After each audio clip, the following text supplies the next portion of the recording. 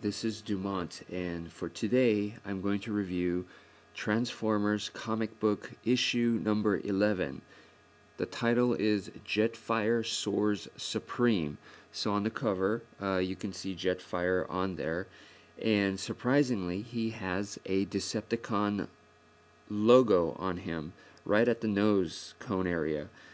And I believe the colors are not meant to be accurate on this cover because we have this guy here that looks like Cliffjumper because he's red. We all know that Cliffjumper is like pretty much the equivalent of Bumblebee, except Bumblebee's yellow, Cliffjumper is red. Well, in the issue, it's supposed to be Bumblebee. And right here, because he's red, and I understand they had to make him red because the cover is yellow, so you know, it's kind of inaccurate there, kind of inconsistent, should I say.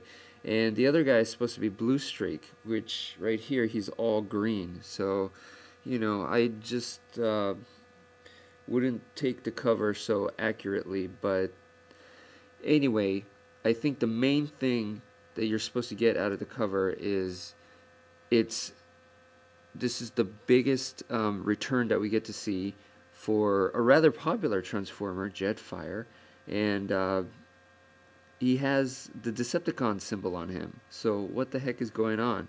As we read, basically, Commander Shockwave is trying to revive Jetfire. So he has the head of Optimus Prime. He still has the oil rig held hostage, and that's where he's working at. And the Autobots are back at the Ark, and they've joined alliances with what's his face, BlackRock, or the human oil rig guy, the CEO, right? And they're able to eavesdrop. They're able to listen in onto the oil rig that the Shockwave has taken over. So Shockwave is getting very frustrated with Prime not using the creation matrix to revive Jetfire like he did for the Constructicons.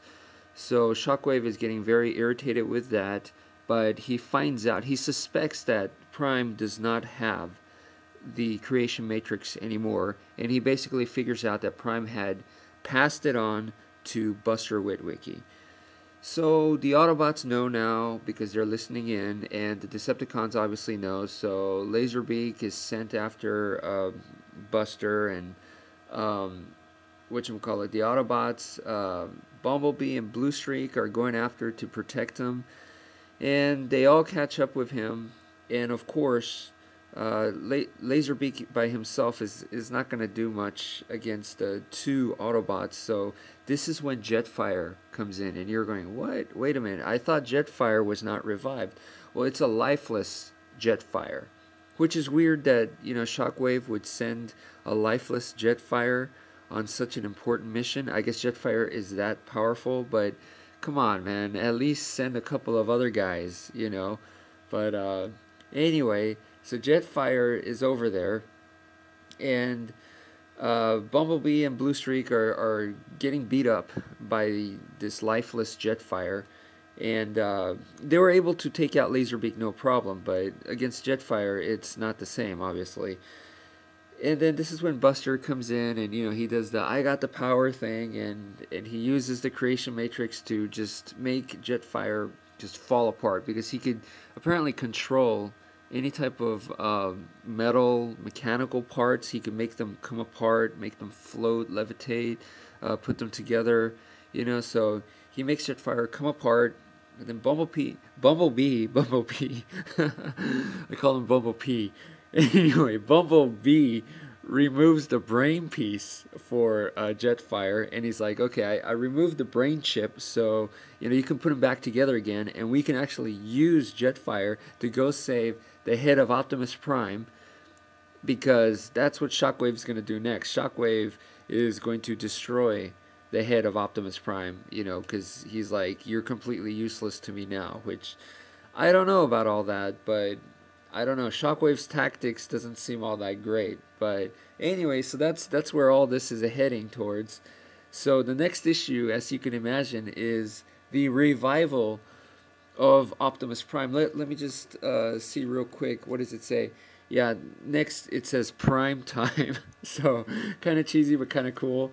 All right, and you know, if you thought Jetfire was awesome to have a return, and it's not a real return because this is just kind of like a mindless Jetfire, but still it was cool just to see Jetfire.